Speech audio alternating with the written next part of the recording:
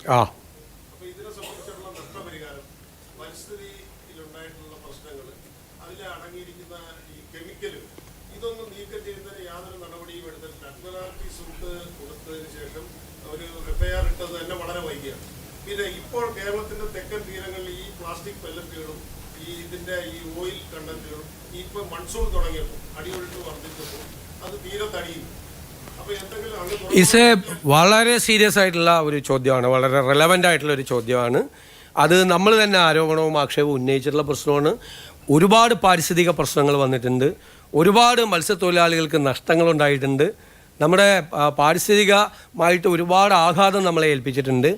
അതുകൊണ്ട് അതിനെ തുടർന്ന് അന്നത്തെ ഗവൺമെൻറ് സ്വീകരിച്ച നടപടികൾ മുഴുവൻ ഉറപ്പായി പരിശോധിച്ച് വേണ്ടി വന്നാൽ അഡ്മിറാൽറ്റി സൂട്ട് അമെൻഡ് ചെയ്ത് ഇപ്പോൾ ഫയൽ ചെയ്തേക്കുന്ന അഡ്മിറാൽറ്റി സൂട്ട് അത് തന്നെ അന്നത്തെ പ്രതിപക്ഷത്തിൻ്റെ കൂടെ സമ്മർദ്ദം കൊണ്ടാണ് ഈ അഡ്മിറാൽറ്റി സൂട്ട് തന്നെ ഫയൽ ചെയ്ത് മടിയായിരുന്നു ചെയ്യാൻ വേണ്ടിയിട്ട്. എന്താണെന്ന് എനിക്കിപ്പോഴും അറിയില്ല.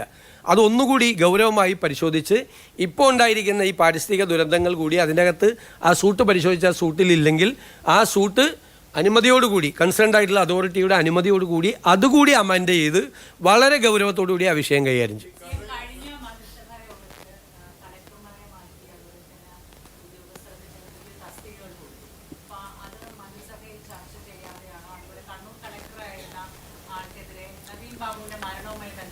ഇതെല്ലാം ഭരണപരമായ തീരുമാനങ്ങളാണ്. ഇതിൻ്റെ അകത്ത് ആദ്യം എടുത്തിരിക്കുന്നത് കളക്ടർമാരുടെ ഡ്യൂ വന്നു. ഇപ്പോൾ ഓഫീസേഴ്സെല്ലാം റെഡിയാവുന്നേ ഉള്ളൂ.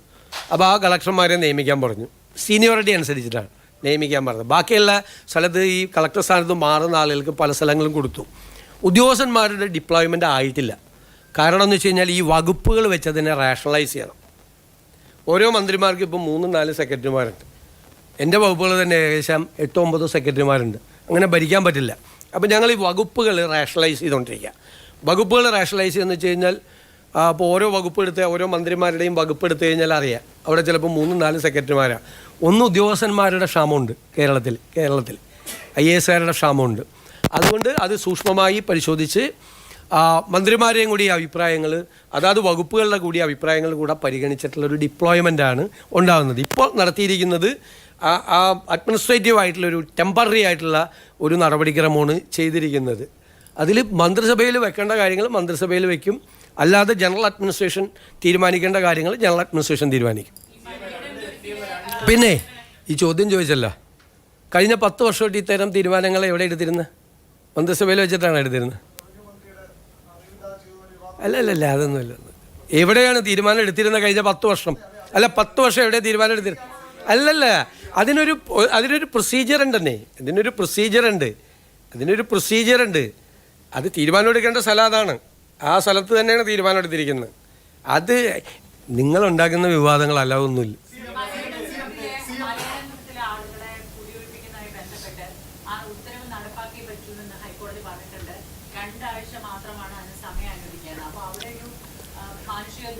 തീർച്ചയായിട്ടും അത് നല്ല ചോദ്യം. അതിൻ്റെ അകത്ത് ഏറ്റവും രസകരമായിട്ടുള്ള കാര്യം അവിടെ ഒരു സമരം ഇപ്പോൾ നടക്കുന്നുണ്ട്. ഞാൻ ഞെട്ടിപ്പോയി ആ സമരം കണ്ടിട്ട്.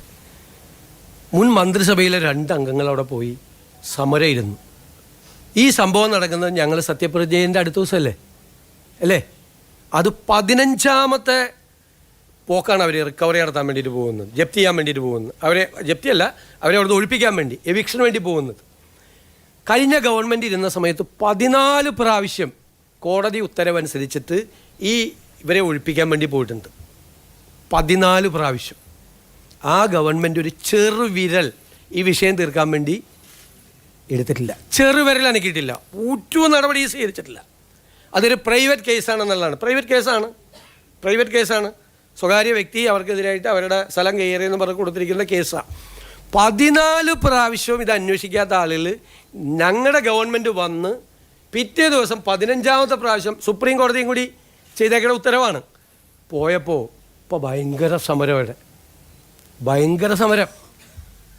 ഞങ്ങൾ ആ ഗവൺമെൻറ് ചെയ്ത പോലെ 14 പ്രാവശ്യവും നിരുത്തരവാദിത്തപരമായ നിലപാടെടുത്ത കഴിഞ്ഞ ഗവൺമെൻറ്റിൻ്റെ നിലപാടല്ല ഞങ്ങളെന്താ ചെയ്തത്? അടിയന്തരമായി എറണാകുളം ജില്ലയിൽ നിന്നുള്ള മന്ത്രി, ഉന്നത വിദ്യാഭ്യാസ വകുപ്പ് മന്ത്രി റോജി എം ജോണിനെ കൊണ്ട് മീറ്റിംഗ് വിളിപ്പിച്ചു. ഞങ്ങൾ പരിശോധിച്ച് എന്ത് ചെയ്യാൻ പറ്റുമെന്ന്. ഞങ്ങളുടെ തീരുമാനം എന്താണെന്നറിയോ? കോടതി ഉത്തരവ് നടപ്പാക്കിയാൽ ആ 8 കുടുംബങ്ങൾ വഴിയാധാരമാകില്ല.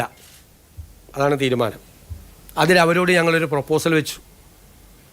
അവർക്ക് കോടതി ഉത്തരവല്ലേ നടപ്പാക്കിയാൽ നിങ്ങൾക്ക് പകരം സ്ഥലവും പകരം വീടും തന്ന് അവരെ ഞങ്ങൾ പുനരധിവസിപ്പിക്കും.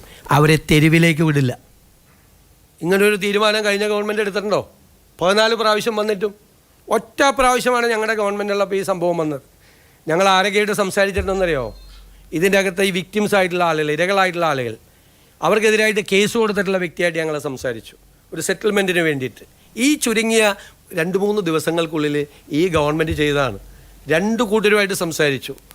AGയോട് അതിൻ്റെ നിയമപരമായ പൊസിഷൻ പരിശോധിക്കാൻ പറഞ്ഞു. ഏതെങ്കിലും തരത്തിൽ ഗവൺമെൻറ്റിനെ ഇടപെടാൻ പറ്റുമോ എന്ന് പരിശോധിക്കുകയാണ്. കുറച്ച് സമയം കൂടി ലഭ്യമാകുമോ എന്ന് പരിശോധിക്കുകയാണ്. ഇങ്ങനെയാണ് ഒരു ഗവൺമെൻറ് ഒരു വിഷയം വന്നപ്പോൾ റെസ്പോണ്ട് ചെയ്തത്. ഞാൻ അത്ഭുതപ്പെട്ടു പോയി. അവിടെ പോയി മന്ത്രിമാർ, പഴയ ഗവൺമെൻറ്റിലെ മന്ത്രിമാർ അവിടെ ഇരിക്കുക. ആ ജില്ലയിൽ നിന്നുള്ള മന്ത്രിയായിരുന്നു, വ്യവസായ മന്ത്രി. അദ്ദേഹമാണ് ആദ്യം അവിടെ പോയത്. ഈ 14 പ്രാവശ്യം അവരെ കുടിയൊഴിപ്പിക്കാൻ പോയപ്പോൾ എന്ത് ചെയ്തു ഇവരെല്ലാം? ഞാൻ അധികം രാഷ്ട്രീയമൊന്നും പറയേണ്ടെന്ന് വിചാരിച്ചിട്ടിരിക്കുന്നതാണ്. കുറച്ച് കാര്യങ്ങൾ അല്ല, ഇതൊന്നും നിങ്ങളാരും പറയുന്നില്ല.